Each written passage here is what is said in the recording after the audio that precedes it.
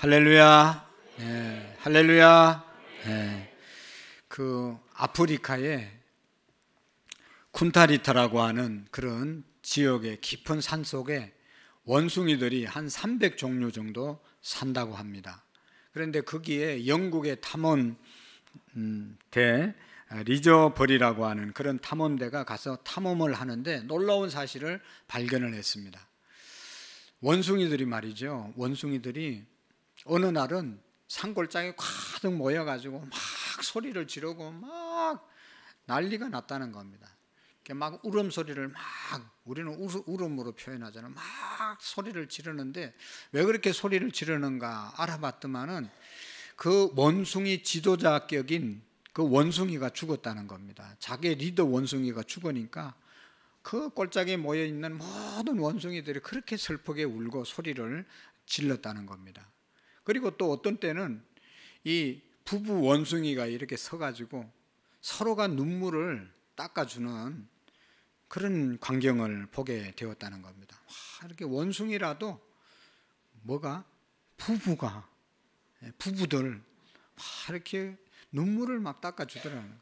위로해주고 다독거려주고. 그래서 왜 그러나 봤더만은 자기가 낳은 원숭이 새끼가 죽어서 서로를 위로해주는 그런 행동을 하고 있었다는 겁니다.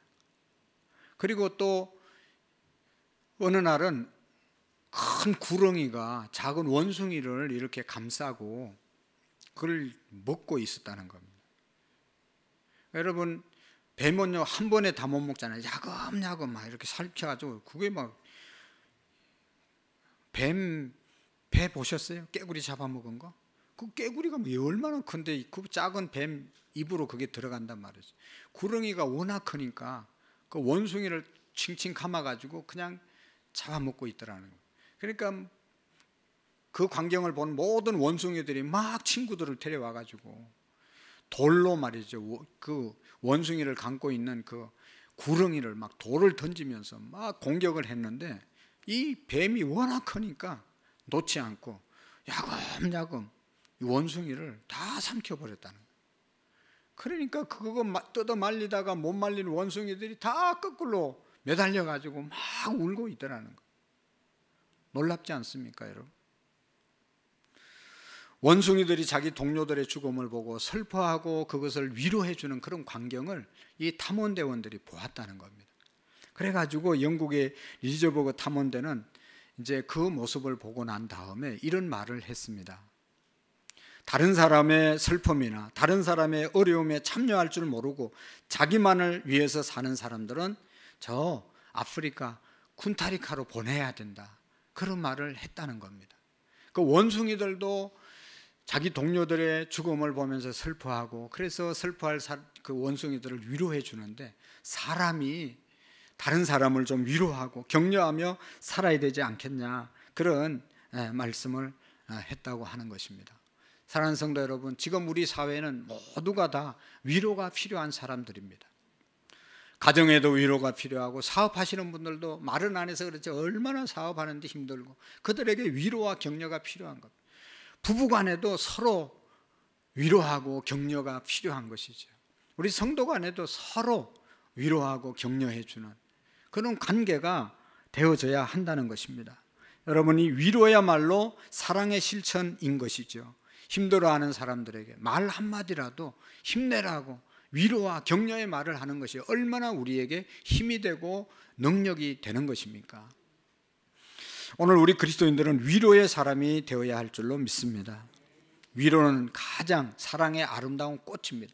사랑 얘기하는데 그 사랑이 어떻게 나타난다? 내가 어떻게 사랑한다는 말입니까? 말 한마디라도 따뜻하게 위로해 주는 그 말이 사랑의 꽃이고 그래서 또 사랑의 열매를 맺는 줄로 믿습니다.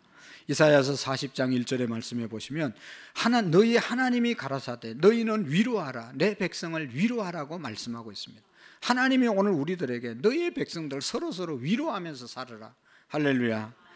여러분, 오늘 읽은 이 나훔서는 우리에게 정말로 중요한 교훈을 우리에게 주고 있는데 이 나훔서의 핵심적인 말씀은 니누의 땅, 니누에 들어보셨죠? 니누의 땅이 요나서에 나오는데 이 니누에는 아수르 나라의 수도인 것이죠. 당시에 아수르 나라는 가장 강력한 나라로서 주변 국가들을 아주 괴롭히고 결국은 이스라엘을 다 점령해 버린 그런 나라죠. 이스라엘의 적국인 나라가 바로 이 아수르이고 거기에 수도가 니누의 땅이었습니다. 니누의 심판을 예고한 그런 말씀이 나훔서입니다.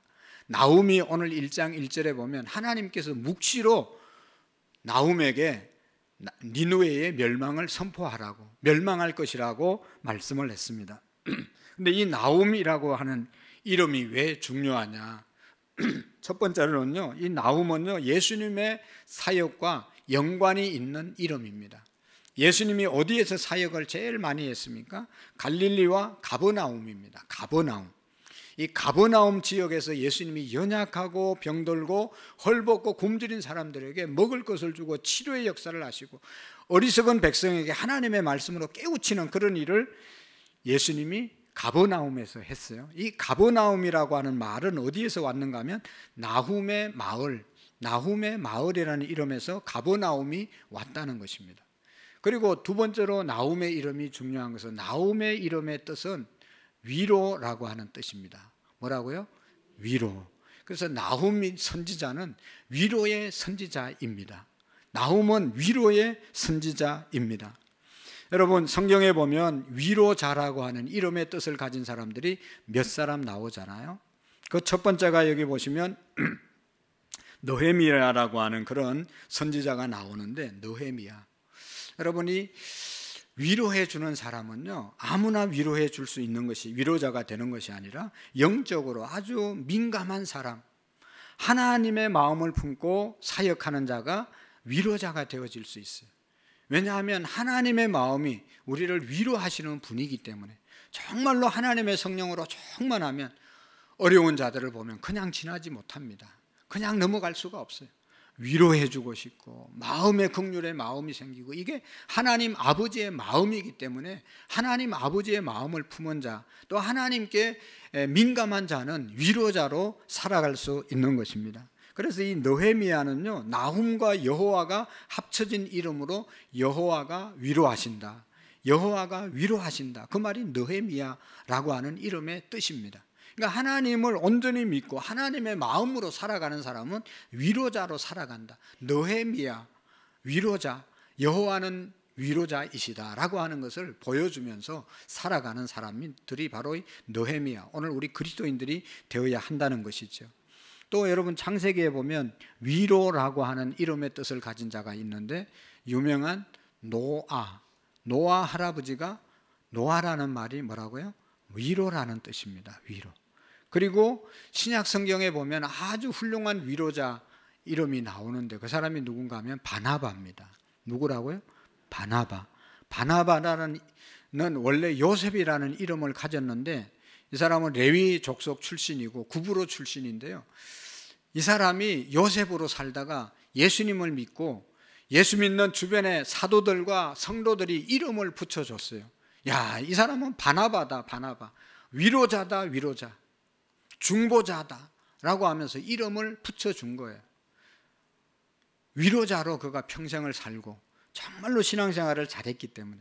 우리가 아는 것처럼 여러분, 사울이라는 청년이 예수 믿는 사람 핍박했잖아요. 그래서 사울을 다 피해 도망 다니는데, 사울이 다메섹에서 예수님 만나잖아요. 그리고 난 다음에 회심해서 교회 오니까 사람들이 저것도 오늘 우리 누구 잡아가려고 교회 안에 들어왔냐. 그래서 다 경계하고 사도 바울이 이제 예수님 만났다는 걸 인정해 주지 않는 거예요.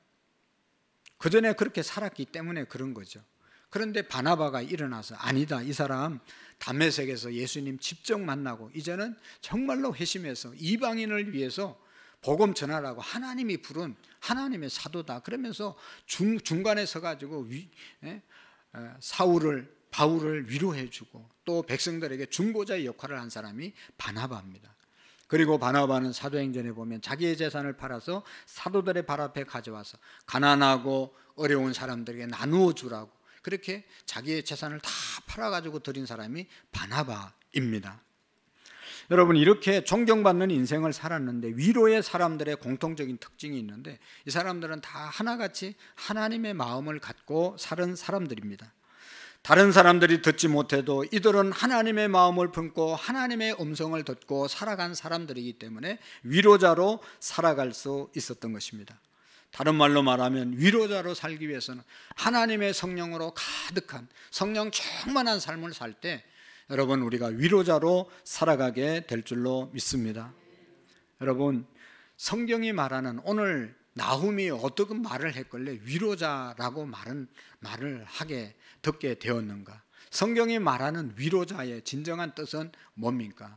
여러분 우리가 위로자 어떤 것을 위로자라고 말하는가, 위로라고 말하는가 제가 찾아보니까 여러분 우리 이제 일반적인 위로는 따뜻한 말이나 행동으로 다른 사람의 괴로움을 들어주거나 슬픔을 달래주려는 것이 그것을 의미한다.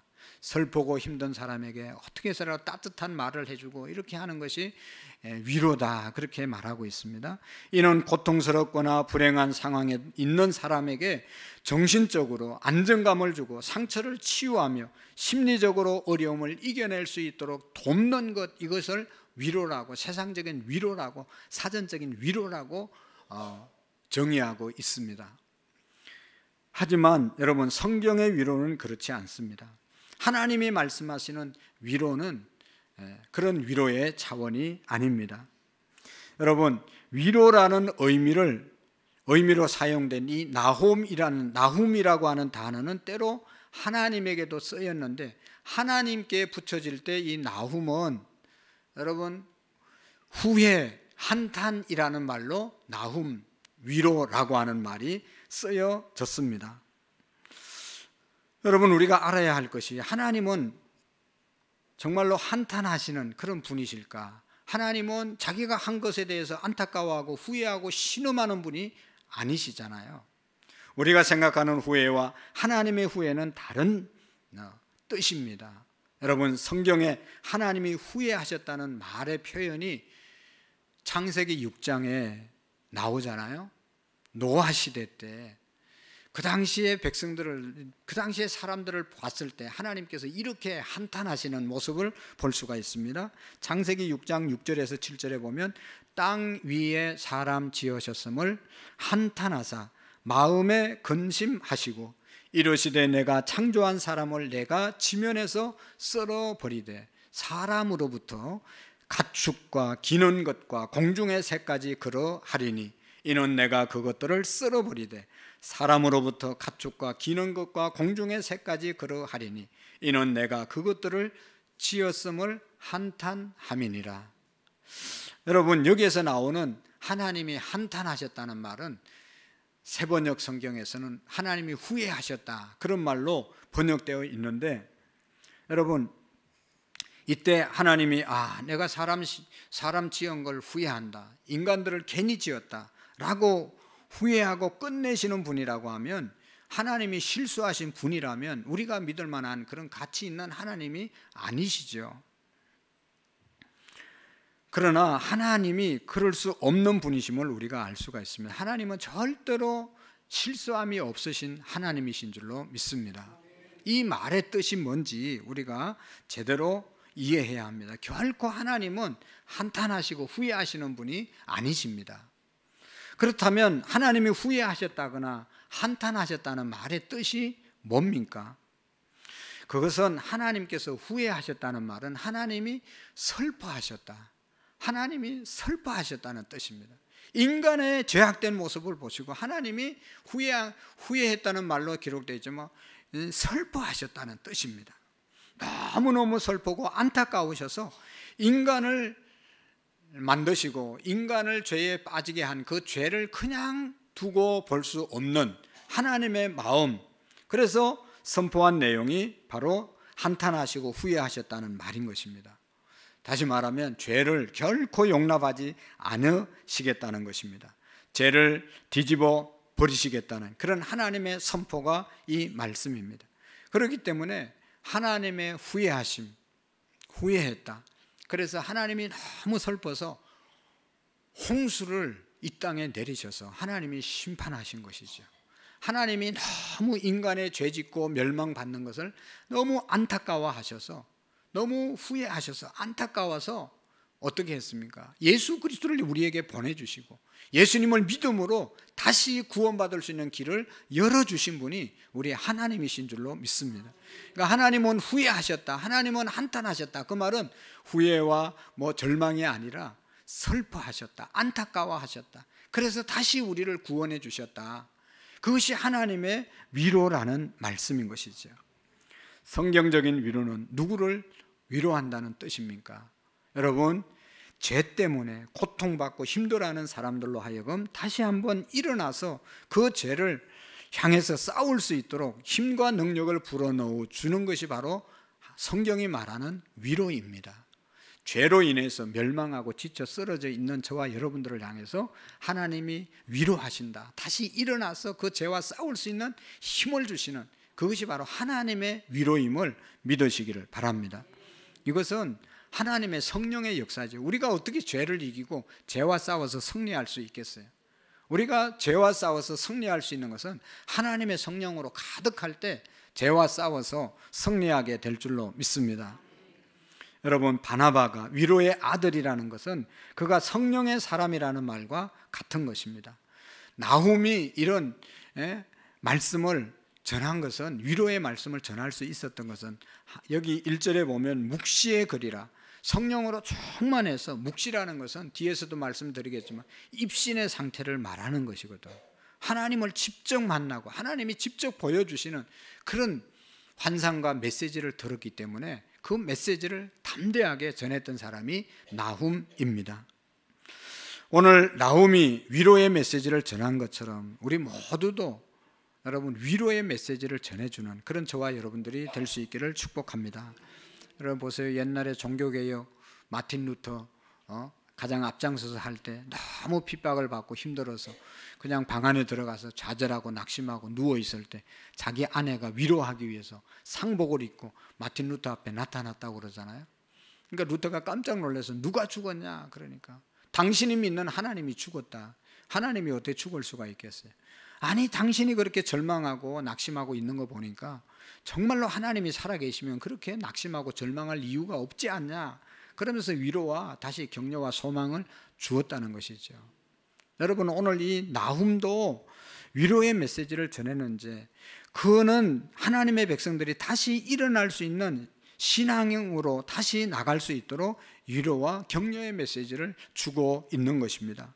여러분 보세요. 어떤 나훔이 이스라엘 백성들에게 위로와 격려의 말씀을 하고 있는지 12절, 13절의 말씀에 보시면 여호와께서 이같이 말씀하시기를 그들이 비록 강하고 많을지라도 반드시 멸절을 당하리니 그가 없어지리라 말씀하고 있어요. 여러분, 여기에서 그들이 비록 강하고 많을지라도, 여기에서 그들이 누군지 아세요? 그들 아수르 나라의 니느웨 성에 사는 아수르 군사들을, 아수르 사람들을 말하는 것입니다. 그들은 강하고 많다는 것입니다. 그러나 반드시 멸절을 당하리니 그가 없어지리라. 그 말씀을 나훔이 받아서 이스라엘 백성들에게 전하는 거예요. 그러니까 니느웨 백성들의 멸망의 말씀이 그게 어떻게 위로의 말씀이 되겠어요? 그러나 아수르 나라가 그 당시에 최강국이었고 주변의 나라들 다 괴롭히는 그런 못된 짓을 하는 나라였기 때문에 하나님께서 나훔을 통해서 그 나라는 멸절될 것이고 그 나라는 없어지리라. 그러니까 반대로 괴롭힘을 받는 이스라엘 백성들에게 있어서는 이 말씀이 위로가 되지 않겠어요? 이 말씀이 능력이 되지 않겠습니까? 니느웨를 향한 경고의 묵시이기 때문에 결국은 이스라엘 백성들에게 있어서는 격려의 위로의 말씀이 되었다는 것입니다. 여러분, 이 말씀이 위로가 될 수 있었던 것은 이스라엘 백성들이 두려워하고 정말로 어떻게 할 수가 없는 거예요. 당시에 여러분 애굽 나라가 온 세계를 지배할 때 이스라엘 백성들을 이렇게 노예로 삼았, 그때는 애굽이 최강의 나라였잖아요. 이때 지금 아수르가 최강의 나라이기 때문에 어떤 나라도 대항할 수가 없었어요. 그냥 자기들의 마음대로 지배하고 그렇게 하는 그런 시대였어요. 그런데 나훔이 이 메시지를 전하게 된 것이 그들에게 위로가 되었다는 것이죠. 그런 악한 세상 가운데 살아가는 하나님의 사람들을 향해서 강력한 위로의 말씀이 12절과 13절의 말씀에 나와 있는 것입니다. 사랑하는 성도 여러분, 우리가 신앙생활하면서 믿음이 흔들리고 시험이 들고 정말로 열심히 떨어질 때가 언제입니까? 병이 들어서 몸이 아플 때, 또 하는 일이 잘 안 될 때, 고난을 당할 때도 정말로 힘들고 어렵지만 신앙생활하면서 하나님을 믿으면서 힘들 때는, 소위 말하는 시험이 들 때는 언제입니까? 그것은 한마디로 말하면 하나님 안 믿고 나쁜 짓 하는 불의한 사람들이 잘 될 때, 하나님 열심히 믿는 사람들은 이게 뭔가 하고 헷갈리고 의심을 하게 되는 것이죠. 여러분, 신앙생활 나름대로 열심히 하고 주일을 또 평일을 나와서 봉사까지 하고 열심히 섬기고 있는데, 안 섬기는 주일날만 나오고 뭐 나오고 싶으면 나오고 안 나오고 싶으면 아예, 우리 형제 자매들 중에도 예수님 안 믿는 가족들이 잘 살고 예수님 믿는 나는 왜 이렇게 어렵게 사냐, 또 예수님 안 믿고 아주 나쁜 짓 하는 사람들은 잘 되는 것 같은데 왜 기도하고 내가 말씀대로 살려고 하는데 나는 왜 이렇게 어렵게 사냐, 이런 것들을 생각하면 우리가 힘들지 않습니까? 그래서 신앙적인 관점에서 보면, 영적으로 보면 원수들의 형통함을 보고 마음의 혼란이 찾아오고 마음의 시험이 들 때가 있습니다. 성경에도 보면 실질적으로 시편 73편에 보면 아삽이라는 사람이 이런 시를 쓰거든요. 우리의 마음을 잘 표현하고 있습니다. 하나님은 마음이 정직한 사람과 마음이 정결한 사람에게 선을 베푸시는 분이건만 나는 확신을 잃고 넘어질 뻔 했구나. 그 믿음을 버리고 미끄러질 뻔 했구나. 그것은 내가 거만한 자를 시샘하고 악인들이 누리는 평안을 부러워했기 때문이다. 하나님은요, 마음이 정직하고 올바르게 청결하게 사는 사람들에게 선을 베풀고 잘 살게 해주시는 하나님인 줄 알았는데, 그렇게 살아봐도, 내가 그렇게 살아봐도 내게는 아무런 유익이 없는 것 같더라. 오히려 악한 사람들이 잘 되는 것 같더라. 그것 보면서 내가 넘어질 뻔했고 시험 들 뻔했고 교회를 그만둘 뻔했다라고 말하고 있는 것입니다. 여러분, 이 말씀이 얼마나 이해가 됩니까? 저도 어릴 때부터 아버지가 신앙생활을 하시, 예수님을 믿어서 어릴 때부터 교회를 다녔는데, 여러분, 교회 다니는 사람들이 별로 없었어요. 면 소재지에도 몇 명 안 돼, 교회가 몇 개밖에 없었어요. 그래서 주일날 성경책 들고 교회 가는 사람 보면 얼마나 기쁜지 몰라요. 저 사람도 예수님 믿는 사람이고, 형제 자매를 느꼈어요. 할렐루야. 교회 가는 사람만 보면 기뻤다니까요. 마음이 좋았다니까요. 마음이 갔다니까요. 군 내에서도 교회 다니는 사람 별로 없었어요. 그래서 이 읍내에서도 교회 성경책 들고 주일날 교회 가는 사람 보면 너무너무 기쁘고 참 마음이 좋았어요. 여러분, 교회 오는 사람 보면 마음이 좋으시죠? 길거리에서 만나도 기분 좋아요? 할렐루야.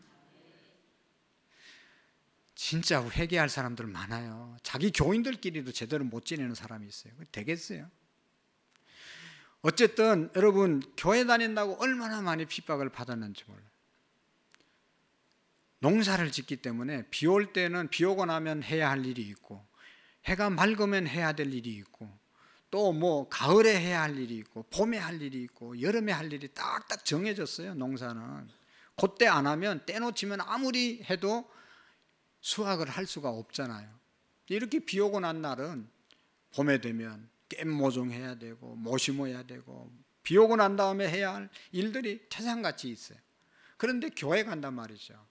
그러면 참 농사는 안 하고 그냥 교회만 다니면 교회가 뭐 먹을 것을 주냐, 하나님이 뭐 먹을 것을 주냐, 입을 것을 주냐, 그러면서 얼마나 많이 핍박을 했는지 몰라요. 그럴 때 정말로 교회 안 다니는 저 사람들은 잘 되고 농사도 잘 되고 부자로 사는데, 우리 교회 다니는 우리는 왜 이렇게 가난하고 힘들게 어렵게 사냐. 그냥 안 믿는 사람들이 부러워 죽겠어요. 주일날 교회도 안 가지. 얼마나 재미있게 놀아요. 근데 교회 오면 맨날 아침에 일찍부터 9시까지 헌금이 이런 가지고 가가지고 예배 드리고, 아유, 교회 안 다니는 사람이 너무너무 부러웠어요. 잘 되잖아요, 그 사람들은. 그런데 여러분, 이 결말을 봐야 되거든요. 이 시편, 이 아삽도 이런 이야기를 합니다. 더 열받고 더 시험에 드는 것은 이렇게 적나라하게 자기의 마음을 표현하고 있어요. 그들은, 이 악인들은 죽을 때도 고통이 없으며 몸은 멀쩡하고 윤기까지 흐른다. 사람들이 흔히들 당하는 그런 고통이 그들에게는 없었으며 사람들이 의뢰 당하는 재앙도 그들에게는 아예 가까이 가지 않았다. 오만은 그들의 목걸이요 폭격은 그들의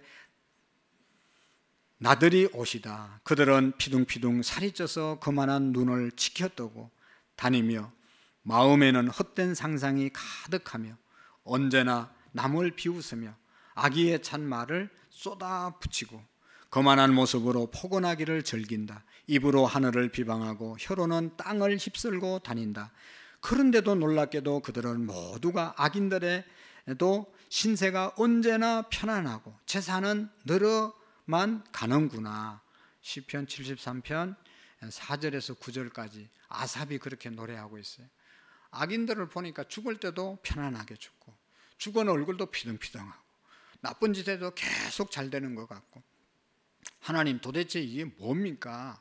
라고 아삽이 이제 말하는 것이죠. 이 아삽이 자기가 지금 제대로 신앙생활하고 있는 것인지 의문이 생기고 의심이 생긴다는 것이죠. 어떻게 악인은 의인보다 더 잘되고 잘 살 수가 있는가? 이해가 안 되는 것이죠. 의심이 가는 거죠. 그래서 하나님께 질문을 하는 겁니다. 여러분, 다음 주에 볼 하박국 선지자를 하박국서를 보면요, 하나님께 대한 질문하는 그런 내용들이 얼마나 많은지 몰라요. 하나님, 도대체 하나님 계신 겁니까? 악인들이 이렇게 형통하는데 하나님은 계신다면 뭐 하시는 겁니까? 하면서 계속해서 하박국 선지자는 악인들의 형통함에 대해서 질문을 하는 겁니다. 그래서 시편 73편 13절에 보면 이런 말도 해요. 이렇다면 내가 깨끗한 마음으로 살아온 것과 내 손으로 죄를 짓지 않고 깨끗하게 살아온 것이 허사라는 말입니까? 라고 아삽이, 내가 나름대로 신앙생활을 지금까지 하고 왔는데 이게 뭔 소용이 있습니까? 헛된 일을 내가 했습니까? 라고 하나님께 한탄을 하잖아요. 오늘 저는 이러한 마음이 아삽의 마음뿐만 아니라 오늘 우리 그리스도인들 마음 속에 알게 모르게 다 있다고 생각을 합니다. 모두가 겪는 고통입니다. 예수님을 잘 믿는 사람들의 그 고민이고 고통이 되는 것이죠. 악인의 형통함은 단순히 우리의 질투의 대상이 아니라 그게 영적인 우리를 공격하는 강력한 무기가 되는 거죠. 악한 사람들이 잘 되고 선한 하나님 믿는 사람들이 어려움을 당하면 마음이 그쪽으로 안 갈 사람이 몇 사람이나 있겠어요. 여러분, 이러할 때에 무너지고 있는 우리의 마음을 향해서 나훔 이 선지자가 위로의 말씀을 던지고 있는 것입니다. 바로 그 이제 메시지를 듣고 우리가 진리를 깨달아야 되는데요, 이 아삽도 그렇게 악인들이 잘 되는 것 같은데 마침내 깨달은 것이 있었어요. 그게 뭔가 하면 시편 73편 계속 보면, 그러나 마침내 하나님의 성소에 들어가서야 악한 자들의 종말이 어떻게 되리라는 것을 깨닫게 되었습니다. 성전에 들어가서 은혜를 받고 보니까, 하나님의 음성을 듣고 나니까 악인들의 결말을 보게 되었다는 것이죠. 주께서 그들을 미끄러운 곳에 세우시며 거기에서 넘어져서 멸망에 이르게 하십니다. 그들이 갑자기 놀라운 일을 당하고 공포에 떨면서 자취를 감추며 마침내 끝장을 맞이합니다. 아침이 되어서 일어나면 악몽이 다 사라져 없듯이 주님께서 깨어나실 때에 그들은 한낱 꿈처럼 자취도 없이 사라집니다. 할렐루야. 아삽이 이렇게 고백하고 있어요. 왜입니까? 라고 하는 의심과 회의가 가득 찼는데 성전에 들어가서 누군가가 그랬어요. 하나님 너무 힘듭니다. 막 지쳐있고 교회 하나님 믿고 싶은 마음이 다 사라졌는데 그래도 성전에 한번 가보자. 성전에 나와서 하나님 앞에 예배하니 하나님의 은혜가 임하니 악인들의 결말을 보게 되었다는 것입니다. 악인들의 결말을 보게 되었습니다. 그 악인들은 악몽 꾸면 얼마나 괴롭고 힘듭니까? 그래도 아침에 일어나면 아무것도 아니에요. 꿈이에요, 꿈. 돈 아무리 많이 주셔도 여러분 꿈에 막 좋은 집 사고 뭐 10채 20채 사도 일어나면 깨면 아무것도 없어져. 마찬가지로 악인이 막 형통하고 잘 되는 것 같아도 시편에 있는 것처럼 바람에 나는 겨와 같이 다 사라진다는 것이죠. 마음이 상해 있을 때 여러분 성소에 들어가서 예배를 드리는 가운데 또 나움처럼 정말로 이 아수르 나라가 언제까지 이렇게 강한 민족이 돼서 우리 민족과 주변 민족을 괴롭히는 그런 민족으로 계속 서겠습니까? 라고 하는 그런 의문과 회의를 가지고 있을 때 하나님께서 나움에게 보여주신 것이죠. 망할 것이 멀지 않았다라고 하는 것을 나움에게도 보여주셨고 아삽도 그 모습을 보게 된 것입니다. 여러분 시험에 들어 넘어지려는 그런 순간에 성소에 나가서 예배하면서 하나님의 은혜를 입는 가운데 하나님의 음성을 듣고 위로를 받았다는 것입니다. 여러분 우리가 정말로 악인의 형통함 때문에 시험 들지 마시고 여러분 악인의 결말을 볼 수 있는 세상의 결론을 꿰뚫어 볼 수 있는 그런 영안이 열려주시기를 축복합니다. 이 니느웨의 멸망에 대한 예언은요 니느웨가 폭삭 망해서 바벨론에게 망해서 그 다음에 쓴 책이 아니에요. 계속 얘기한 것처럼 아수르가 가장 강성할 때 나움은 이 예언을 선포한 것. 너희들을 진멸할 것이다. 너희들이 끝나게 될 것이다. 아니 감히 미국을 중국을 무너뜨릴 나라가 지금 어디 있습니까? 세계 최강국인데 그래서 마음대로 하잖아요. 그러나 그때 하나님께서 나움에게 주신 메시지예요. 그런 나라도 하나님이 진멸할 것이다. 끝낼 것이다. 얼마나 믿음의 말을 하게 되는 것입니까? 여러분 쓸모없게 될 것이다. 진멸하게 될 것이다. 이것을 나훔이 선포하는 겁니다. 하나님을 믿지 않고 자기 군사력을 의지해서 힘으로 겨루고 악을 행하는 아수르가 엄청나게 보이겠지만 그러나 악인이고 결국은 쓸모없는 존재가 되고 하나님이 진멸하게 될 것이라고 말씀하고 있습니다. 사랑하는 성도 여러분, 세상에서 하나님을 믿지 않는 사람들이 잘 나가고 성성장구하고 성공하는 것 같더라도 절대로 부러워하지 않기를 축복합니다. 악인은 악인이에요. 악인의 결말은 멸망이고 지옥입니다. 선인들, 하나님을 믿는 사람들은 지금 힘들고 어려워도 예수 영생 천국입니다. 그것을 우리가 바라볼 수 있어야 합니다. 악인들은 그래 봤자예요, 여러분. 악인들이 영원히 잘 되는 거 보셨어요? 악인들은 그래 봤자다. 할렐루야. 악인들은 잘 살아봤자예요. 악을 행하면서 성공해 봤자예요. 악한 일을 행하면서 권력을 잡고 성공하고 출세했더라도 그래 봤자예요. 왜냐하면 조금 있으면 다 진멸되고 하나님이 선악간에 다 심판하십니다. 아무리 잘 나가는 것처럼 보여도 하나님 없는 삶은 죽음이고 그 후에 하나님의 심판이고 지옥입니다. 지금 어려운 것 같아도 예수 믿으면 영생, 복락을 누리는 은혜가 있을 줄로 믿습니다. 오늘 이 말씀이 잘 실감나지 않죠. 뭐 하나님 믿으면 맨날 이렇게 마지막에 가서 잘 된다는 말 맨날 듣고 그냥 우리 희망 고문하는 것처럼 들릴지 몰라도 여러분 절대로 그런 게 아닙니다. 이 나훔이 아까도 얘기했지만 그렇게 강대국 속에서 그 강대국 아수르가 멸망할 것이다. 어떻게 그렇게 당당하게 말할 수 있었죠?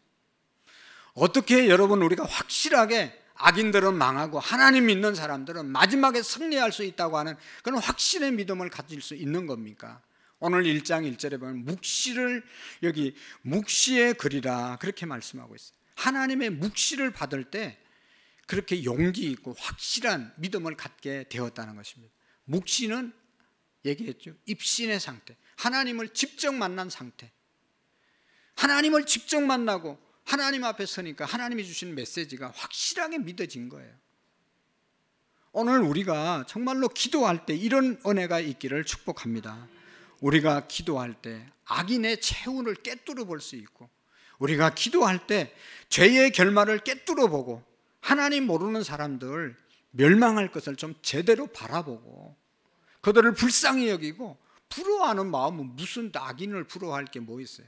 그들을 불쌍히 여기는 마음, 그들에게 복음을 전하고 싶은 그런 마음으로 우리가 세워질 수 있기를 바랍니다. 여러분, 세상을 부러워하는 마음이 있으면 회개하시고 여러분 불쌍히 여기는 마음을 가지셔야 돼요. 다 여러분, 세상은 결국은 다 끝나는 것 아니겠어요? 천하를 가지더라도 죄를 진 사람은 생명을 잃어버리고 멸망을 당할 존재들이기 때문에 부러워할 것이 하나도 없습니다. 안타깝게 여기고 하나님의 사랑으로 다가가서 예수 그리스도의 생명의 복음을 저들에게 전할 수 있기를 축복합니다. 어떠할 때 이렇게 할 수 있다고요? 입신의 상태, 묵시를, 하나님을 환상으로 바라볼 때 그때 우리가 가능한 거예요. 아삽이 언제 정말로 하나님이 살아계심을 깨달았다고 그랬어요? 성전에 들어가서 하나님 앞에 예배할 때, 하나님 앞에 서니까 하나님의 은혜가 내게 임하니까, 세상에 잘 되는 것이 아무것도 부러워할 게 아니구나 하는 사실을 깨닫게 되었다는 것입니다. 성령의 역사가 우리에게 일어날 때, 성령의 역사는 말씀과 기도, 예배 생활 가운데 성령 충만함이 임하는 것이죠. 성령이 충만하게 임할 때 우리의 시각이 바뀌고 마음이 바뀌어지고 하나님께 더 간절히 나가게 되고 세상을 향해서 부러워하는 마음이 아니라 안타까운 마음으로 저들을 섬겨서 주님 앞으로 인도하는 자들이 되어질 줄로 믿습니다. 혹시 여러분 하나님 안 믿는 사람들 때문에, 또 하나님 안 믿는 가족들 잘 사는 것 때문에 마음이 상하고 하나님을 원망한 일이 있지는 않습니까? 이번 추석에도 안 믿는 사람 보고 부러워하지 마세요. 불쌍히 여기는 마음 가지고, 저들은 지금은 잘 살지만 나중에 어떻게 될 것인지 한번 보세요, 여러분. 그래서 불쌍히 여기는 마음이 일어나야 되는 것입니다. 여러분 다 그렇잖아요. 지금 옛날에 우리 다 어렵게 살았던 분들이 많이 계시는데 지금 뭐 어렵게 사는 사람 몇 사람이나 있어요. 그러나 예수님 안 믿는 사람들은 점점 어려워지는 것입니다. 오늘 우리의 시각이 바뀌고 마음이 바뀌어지는 은혜가 있기를 축복합니다. 하나님의 성령의 역사를 우리가 기도와 말씀으로 충만하게 경험할 때 이런 역사가 일어나게 되는 것입니다. 우리의 흔들리는 마음이 있다면 다시 다잡고 기도를 통해서 하나님의 역사를 체험할 수 있기를 축복합니다. 하나님께 집중하고 말씀을 묵상하고 하나님의 역사를 체험할 때 지금 니느웨와 같은 어떤 강력한 그러한 세력들이 우리 주변에서 있다 하더라도 그것 때문에 우리가 기죽지 않고 하나님께서 함께 하심을 믿고 우리는 승리하게 될 줄로 믿습니다. 나온과 같은 그런 하나님의 역사를 체험하며 세상 속에서 또 낙심하고 있는 그들의 영혼들을 위해서 우리가 위로해 주는, 복음을 전하는 그런 자들로 세워질 수 있기를 축복합니다. 우리 찬송